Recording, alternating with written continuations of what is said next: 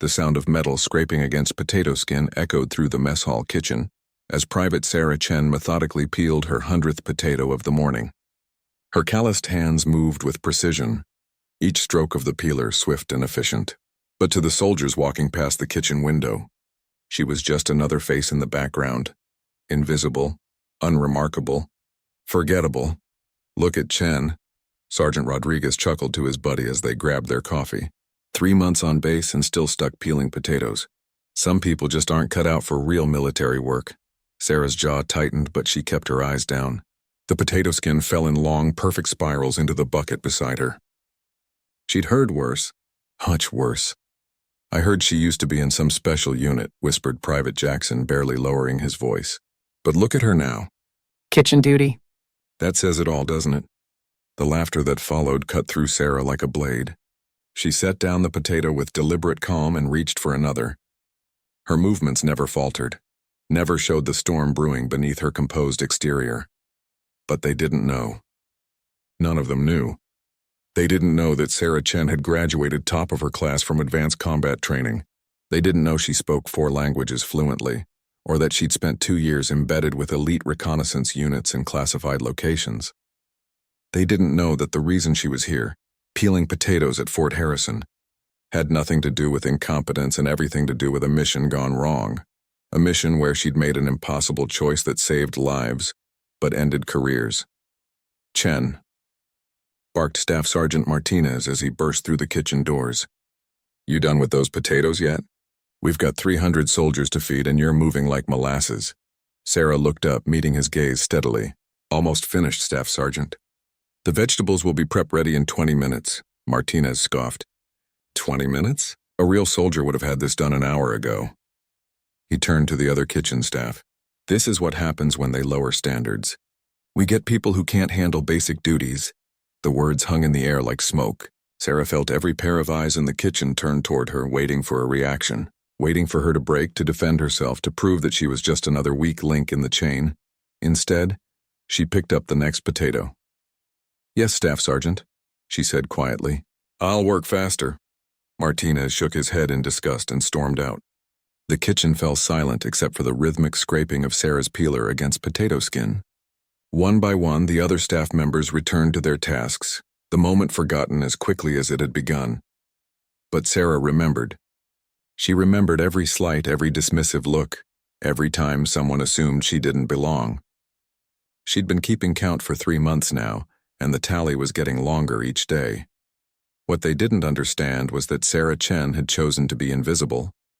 After what happened in Syria, after the investigation, the hearings, the way her own unit had turned against her, she'd requested the most mundane assignment possible. She wanted to disappear into the background, to heal from wounds that went deeper than flesh. But healing was proving harder than she'd expected. As Sarah worked, her mind drifted back to the day that changed everything. The day when a split-second decision had meant the difference between life and death for her entire squad. The day when she'd called in coordinates that no one else had the clearance to authorize. The day when saving lives had cost her everything she'd worked for. "Chen." The voice behind her was softer this time. Sarah turned to see Corporal Williams, one of the few people on base who'd never joined in the mockery. "Don't let them get to you. Some of us know there's more to your story." Sarah managed a small smile. "Thanks, Williams. But stories don't peel potatoes," Williams laughed. "Fair enough. But maybe someday you'll tell me the real one." As Williams walked away, Sarah caught her reflection in the stainless steel surface of the industrial sink. She looked older than her 28 years. The bright spark that had once lit up her eyes during combat training had dimmed to a steady ember. But it was still there, still burning. She was about to return to her potatoes when the base alarm system crackled to life. "This is a drill," announced the voice over the intercom. "All personnel report to designated emergency stations." "This is a drill." The kitchen emptied in seconds as everyone rushed to their positions. Sarah started to follow, then stopped. Kitchen staff were supposed to remain at their posts during drills unless specifically ordered otherwise. She was supposed to keep peeling potatoes while everyone else played soldier. The irony wasn't lost on her. Through the kitchen window, she watched as soldiers ran across the courtyard in formation. Their movements were crisp, purposeful. Everything she remembered about military life before her world had imploded. For a moment, she allowed herself to imagine joining them, to remember what it felt like to be part of something bigger than vegetable prep and cafeteria service. But that life was over. This was her reality now. Sarah returned to her station and picked up another potato. The base alarm continued its rhythmic wailing, a sound that once would have sent adrenaline coursing through her veins. Now it was just background noise, as meaningless as the laughter of soldiers who thought they knew her story. She was halfway through the potato when the alarm pattern changed. The steady wail shifted to 3 short bursts, then a long tone. Sarah's hands froze. That wasn't a drill signal. That was the real thing. The base was under attack. Through the window, she saw soldiers scrambling with genuine urgency now. Officers were shouting orders into radios. Someone was running toward the communications tower with the kind of speed that meant lives were on the line. Sarah set down her peeler and moved toward the radio mounted on the kitchen wall. It was tuned to the general frequency, normally used for meal scheduling and supply requests. But right now it was buzzing with rapid fire, communications that made her blood run cold. Multiple contacts approaching from the east, need immediate air. Support coordinates are. The transmission cut to static. Then silence. Sarah stared at the radio, her mind racing. She knew those voices. She recognized the panic, the desperation, the way trained soldiers sounded when everything was going wrong at once. And she knew something else, something that made her stomach drop. The communications tower was down, which meant no one could call for the air support they desperately needed. No one except someone who still remembered the classified frequencies. Someone who still had clearance codes burned into her memory from missions that officially never happened. Someone like her. Sarah looked down at her hands, still stained with potato starch, and made a choice that would change everything. She was done being invisible. Sarah moved with purpose now, her 3 months of kitchen servitude falling away like a discarded uniform. She yanked off her food service apron and tossed it aside, muscle memory taking over as she assessed the situation. With the tactical mind that had never really gone to sleep, the radio crackled again with fragments of desperate communications, taking heavy fire. Can't reach. Command, where's our air support? Each broken transmission confirmed what Sarah already knew. The base's main communications array was compromised, and without it, Fort Harrison was an island in a storm. No backup, no cavalry coming, just whatever firepower they had on the ground against an enemy force of unknown size and capability. She grabbed the kitchen radio's handset and switched to an emergency frequency that most people on base didn't even know existed. Her fingers moved automatically across the dial, finding the encrypted channel she'd used dozens of times in places that didn't officially exist. This is Viper 7 requesting immediate priority access to... Who the hell is this? The voice that cut her off was sharp, authoritative. Major Blake from Communications. This is a restricted frequency. Identify yourself immediately. This is Private Chen. I need to speak with Chen. Major Blake's laugh was bitter. The potato peeler? Get off this channel immediately. We don't have time for games, Major. Listen to me. Your primary communications are down and you need... The line went dead. Sarah stared at the handset, feeling a familiar rage building in her chest. The same rage she'd felt during the investigation, when decorated officers had dismissed her testimony because it didn't fit their narrative. When they'd chosen to protect their careers rather than acknowledge the truth. But this wasn't about her anymore. Through the kitchen window, she could see smoke rising from the eastern perimeter. Soldiers were taking cover behind vehicles, returning fire against an enemy she couldn't yet see. And somewhere out there, good people were going to die because pride and prejudice were more important than getting the job done. Not on her watch. Sarah burst through the kitchen doors and ran toward the communications building. Soldiers barely glanced at her as she passed, just another support staff member running scared. If only they knew. The communications building was chaos. Officers shouted into dead radios while technicians scrambled over damaged equipment. Sarah spotted Major Blake immediately, his face red with frustration as he barked orders at subordinates who couldn't fix what was broken. "Major Blake!" Sarah called out as she approached. He spun around, his expression shifting from anger to disbelief. "What are you doing here? This is a restricted area. Sir, I can establish contact with air support, but I need access to the backup transmitter." Blake stared at her for a long moment, then burst out laughing. You're going to establish contact with air support?" He turned to the other officers. Do you hear this? Kitchen girl thinks she can save the day. The laughter that rippled through the room was sharp, cutting. Sarah felt every eye in the building focused on her, measuring her and finding her wanting. She'd experienced this before, but never when lives hung in the balance. Sir, I have clearance codes for military frequencies that can... You have clearance codes? Major Blake's voice dripped with sarcasm. For what? The mess hall supply chain. More laughter. Sarah felt her composure starting to crack, the professional mask she'd worn for 3 months beginning to slip. But then another explosion echoed from outside, closer this time, and she remembered what was at stake. Major, people are dying out there. Let me help. Help? Blake stepped closer, his voice dropping to a whisper meant to humiliate. You want to help? Go back to your potatoes and leave real military work to real soldiers. The words hit harder than any physical blow. Sarah felt something inside her break, not her resolve, but the chains she'd wrapped around herself since arriving at Fort Harrison. The chains of shame, of self-doubt, of believing she deserved the exile they'd given her. You're right, she said quietly. I am just kitchen staff now. Blake smiled, thinking he'd won.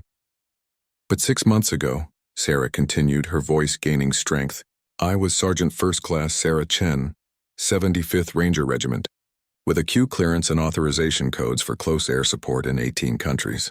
And right now, I'm the only person on this base who can save your ass. The room went silent.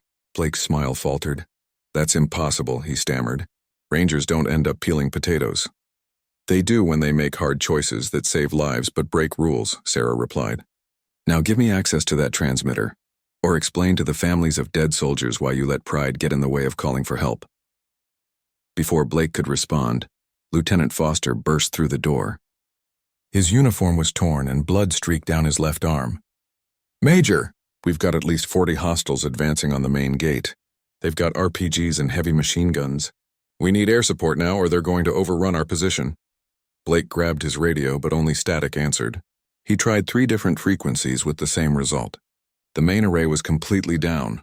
Sir, Foster pressed, what about the backup transmitter? It's not configured for military frequencies, Blake admitted. We'd need someone with access codes to... He stopped, his eyes slowly turning to Sarah. She stood perfectly still, letting the weight of the moment settle over the room. Outside, the gunfire was getting louder. Inside, a dozen officers were beginning to understand that their survival might depend on someone they'd spent months dismissing. The backup transmitter, Sarah said calmly. Where is it? Blake hesitated, his career-long prejudices warring with the reality of their situation. It's in the restricted communications vault. But even if you had codes, the antenna array is damaged. Someone would have to manually align the dish from the rooftop under enemy fire. Sarah nodded.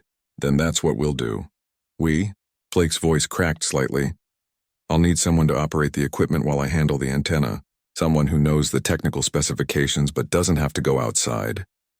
Sarah's eyes found Corporal Williams, who had followed the commotion from the kitchen. Williams, you worked communications before they transferred you to food service, right? Williams nodded slowly. 3 years. But Sarah, if you go up on that roof... I know. Sarah looked around the room at faces that were no longer mocking, no longer dismissive. Fear had a way of cutting through prejudice. Major Blake, I need that access key now. Blake's hand moved to his pocket, then stopped. Chen, if this doesn't work, then we're all dead anyway, Sarah finished. But if it does work, maybe we save some lives. Isn't that worth the risk? Another explosion shook the building. Through the windows, they could see enemy muzzle flashes getting closer to the main gate. Time was running out. Major Blake pulled a keycard from his pocket and handed it to Sarah. The vault is down the hall, last door on the right. But Chen, be careful up there. Sarah took the key, and for the first time in 3 months, she saw something in Blake's eyes that wasn't condescension or dismissal. It was respect. Hard-earned, desperately needed respect. Williams, let's go, she said. Time to remind everyone why they trained us in the first place. As they headed toward the vault, Sarah caught her reflection one more time in the glass door. The woman staring back wasn't the broken soldier who'd arrived at Fort Harrison 3 months ago. This was someone else, someone who had found her way back to the person she'd been before the world tried to convince her she was worthless. This was Sergeant First Class Sarah Chen, and she was done hiding. The restricted communications vault was a steel-lined room filled with equipment that most soldiers never saw. Banks of radio transmitters, encrypted computers, and monitoring devices that could reach anywhere in the world, if you knew how to use them. Sarah stepped inside and felt like she was coming home. "Jesus," Williams whispered, staring at the complex array of switches and dials. "I've never seen half this stuff before." Sarah's hands moved across the equipment with practiced ease, her fingers finding switches and settings that she hadn't touched in months but remembered perfectly. Most of it's classified above base level. This is the kind of gear they use for special operations coordination. She powered up the backup transmitter, watching as green lights began flickering across the control panel. Outside, the sound of gunfire was getting closer, punctuated by explosions that shook dust from the ceiling tiles. "Sarah," Williams said, his voice tight with worry. "How do you know all this?" She paused in her work, considering how much to reveal. 3 months of silence had become a habit, but Williams had earned the truth. "Because for 2 years I was the one calling in airstrikes in places that don't exist on any map. Syria, Yemen, classified operations where one wrong coordinate could start a war or get an entire village killed." The transmitter hummed to life, its displays showing signal strength and frequency ranges. But the readings were all wrong. The damaged antenna array on the roof wasn't properly aligned. "That's why you're here," Williams said, understanding dawning in his eyes. "Something went wrong on one of those missions." "Something went right," Sarah corrected, her voice hardening. "I made a choice that saved 12 American soldiers and 37 civilians. But it meant disobeying a direct order from a colonel who cared more about politics than people." She pulled up the frequency charts, cross-referencing them with coordinates she'd memorized years ago. The muscle memory was still there, sharp and precise despite months of forced disuse. "The investigation lasted 4 months, she continued, adjusting signal parameters. "They couldn't court-martial me because what I did saved lives. But they couldn't promote me either, because I'd embarrassed some very important people. So they buried me here, hoping I'd just disappear." Williams watched her work, seeing skills that no kitchen staff member should possess. "But you could have fought it."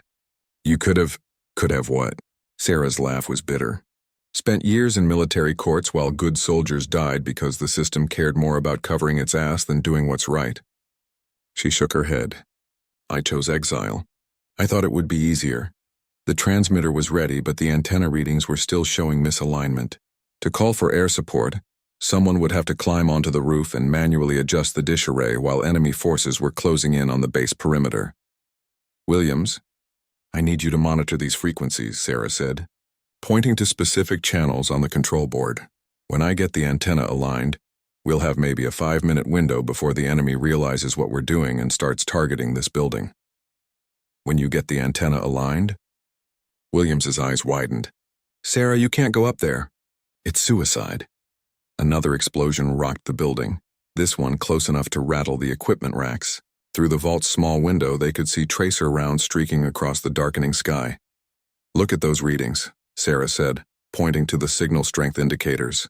"The main dish is off by at least 30 degrees and the backup array is completely down. Without manual adjustment, we can't reach the aircraft that are probably already circling, waiting for contact." "Then let someone else do it. Let Blake send one of his communications specialists." Sarah met his gaze steadily. "Blake's specialists know how to follow procedures and push buttons. I know how to call in precision airstrikes in urban environments without killing friendlies." "There's a difference." She headed for the door, but Williams caught her arm. "Sarah, wait. If you don't make it back?" "Then you tell them," she said quietly.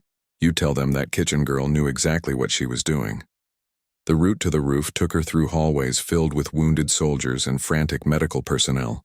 No one paid attention to the woman in kitchen whites moving with military precision through the chaos.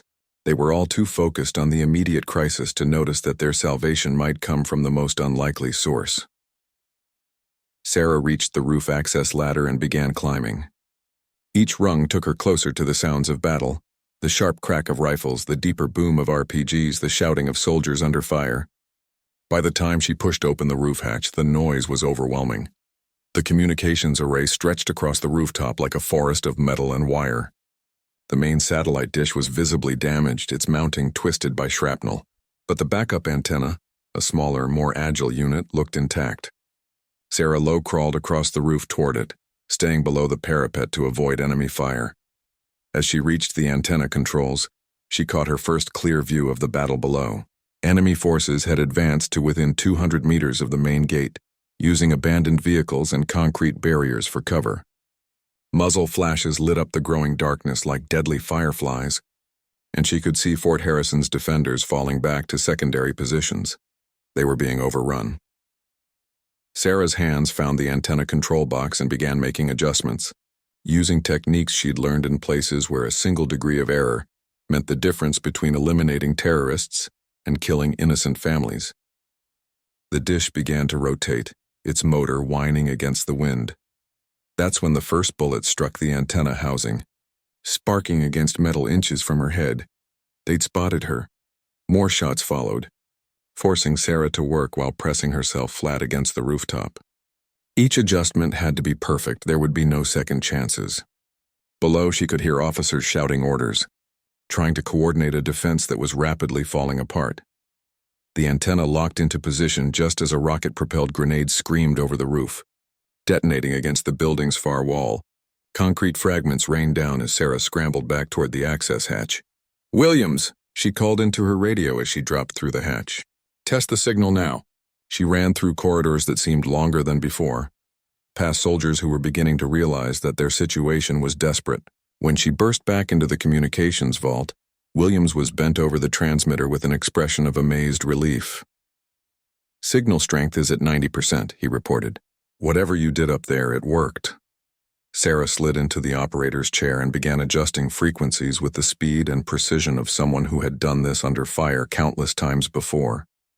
Her fingers danced across the controls, accessing encrypted military channels that required clearance codes she wasn't supposed to remember. "Lightning Strike Alpha. This is Ground Control Sierra," she spoke into the headset. "Request immediate close air support. Coordinates follow." Static answered her. Then, just as she was about to repeat the call, a voice crackled through the speakers, calm, professional, deadly. "Ground Control Sierra. This is Lightning Strike Alpha. We've been orbiting your position for 20 minutes waiting for contact. What's your situation?" Sarah closed her eyes for a moment, feeling the weight of months of humiliation and dismissal fall away. This was who she really was. This was what she was born to do. "Lightning Strike Alpha. We have approximately 40 hostile combatants advancing on friendly positions from the east. They have heavy weapons and are close to overrunning our perimeter. Request immediate fire mission on provided coordinates. Roger. Ground Control. Stand by for target confirmation. And Ground Control. Good to have you back on the net." Sarah smiled grimly. Even through the encrypted radio, the pilot recognized her voice. In the special operations community, everyone knew everyone. Reputations preceded call signs. She was no longer the kitchen girl peeling potatoes. She was death from above, and she was about to remind everyone why they should never underestimate a warrior in exile. "Lightning Strike Alpha. I have eyes on 40-plus hostiles with heavy weapons advancing on friendly positions." Sarah spoke into the headset, her voice steady despite the chaos erupting around the base. "Requesting immediate precision strike on grid coordinates 38S MD 42156-78943. Through the vault's small window, she could see tracer rounds cutting through the darkness like deadly fireworks. The enemy had advanced to within 100 meters of the main gate, and Fort Harrison's defenders were running out of ammunition and options. "Ground Control Sierra. Confirm grid coordinates 38S MD 42156-78943 came the pilot's response. "That puts the target danger close to friendly positions." "Are you certain of that grid?" Sarah's fingers flew across the targeting computer, cross-referencing GPS coordinates with the visual markers she'd memorized during her rooftop reconnaissance. In places like Syria and Yemen, she'd called in strikes with friendlies less than 50 meters away. This was just another day at the office if the office happened to be a war zone. Lightning Strike Alpha confirmed grid coordinates. Friendlies are marked by blue chemical lights along the western perimeter. Target area is east of the vehicle barricade line. Time on target, how copy? Ground Control, Lightning Strike Alpha is 30 seconds out with AGM-114 Hellfire missiles. Cleared hot on confirmed coordinates. Williams grabbed Sarah's arm. 30 seconds? Sarah, that's cutting it really close. If those coordinates are even slightly off, they're not, Sarah replied with absolute certainty. Williams, get on the base frequency and tell all friendly forces to mark their positions with any light source they have. Flashlights, flares, anything. And tell them to get down and stay down. As Williams worked the secondary radio, Sarah fine-tuned the strike coordinates using techniques that weren't taught in standard military schools. She'd learned them from a grizzled Air Force combat controller in the mountains of Afghanistan, a man who told her that calling in airstrikes wasn't about following procedures. It was about understanding the geometry of death and salvation. Lightning Strike Alpha. Be advised you are cleared for immediate engagement. Danger close protocols in effect. Copy ground control. Lightning Strike Alpha is inbound hot. Mark your position. Sarah keyed the base frequency. All Fort Harrison defenders, this is ground control. Airstrike inbound in 15 seconds. Mark your positions with any available light source and take cover immediately. This is not a drill. Through the window, she watched as dozens of small lights began flickering along the western defensive line. Soldiers using flashlights, cell phones, anything that would distinguish them from the enemy forces pressing their attack. 10 seconds. Ground control. Sarah closed her eyes and visualized the targeting grid one more time. In her mind, she could see the battlefield laid out like a three-dimensional map. Friendly positions marked in blue. Enemy forces advancing from the east. The precise coordinates where two AGM-114 Hellfire missiles would deliver 20 pounds of high explosive with surgical precision. Lightning Strike Alpha. You are cleared to engage. The night sky erupted in thunder. Two streaks of fire descended from the darkness like the judgment of God, illuminating the battlefield in stark white light. The first missile struck the enemy's forward position with devastating accuracy, turning an abandoned truck they'd been using for cover into a pillar of flame.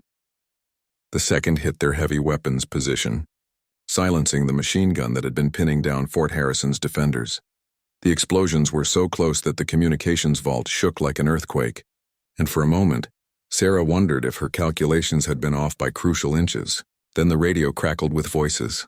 Not the desperate calls for help they'd been hearing, but something else entirely.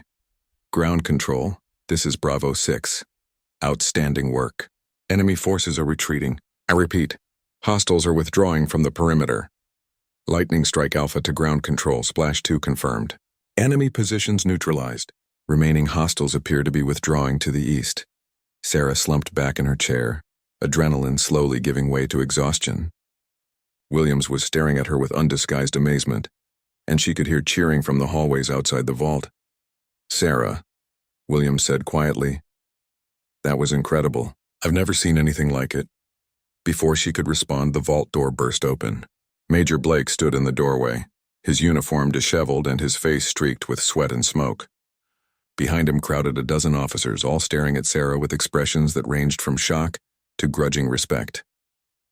Chen, Blake said, his voice hoarse. I need to know. How did you? What exactly are you? Sarah stood up slowly, removing the headset and setting it carefully on the control panel. For 3 months, she'd endured their mockery and dismissal. For 3 months, she'd let them believe she was nothing more than a failed soldier, relegated to kitchen duty. Now, with the sound of celebration echoing through the base, she finally had the chance to tell them who she really was. I'm Sergeant First Class Sarah Chen, she said quietly, former member of the 75th Ranger Regiment's Special Operations Task Force. I spent 2 years as a Joint Terminal Attack Controller, calling in close air support for classified operations in 7 countries. I have a Q clearance, authorization codes for tactical nuclear weapons, and a record of 0 friendly fire incidents in 43 combat missions. The silence in the vault was absolute. Blake's mouth hung open as he processed what he'd just heard.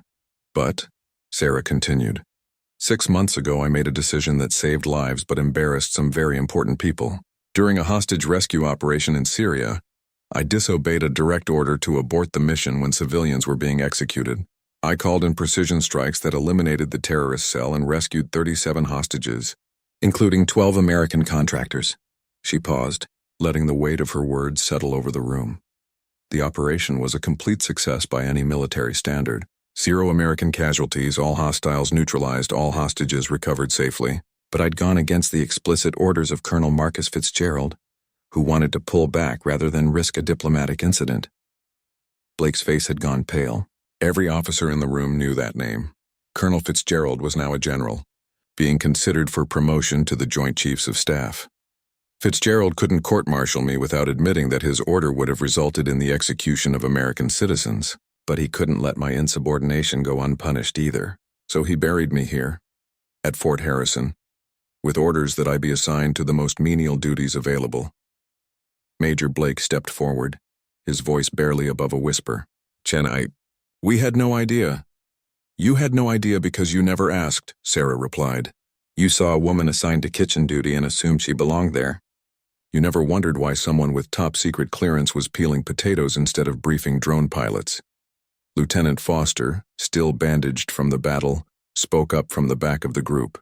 Sergeant Chen, those coordinates you called in, how did you calculate them so precisely under fire? Sarah smiled, the first genuine smile she'd worn in months. Because this is what I do, Lieutenant. This is what I've always done. Tonight you didn't get saved by kitchen staff. You got saved by one of the best combat controllers the U.S. military has ever trained. The radio crackled once more.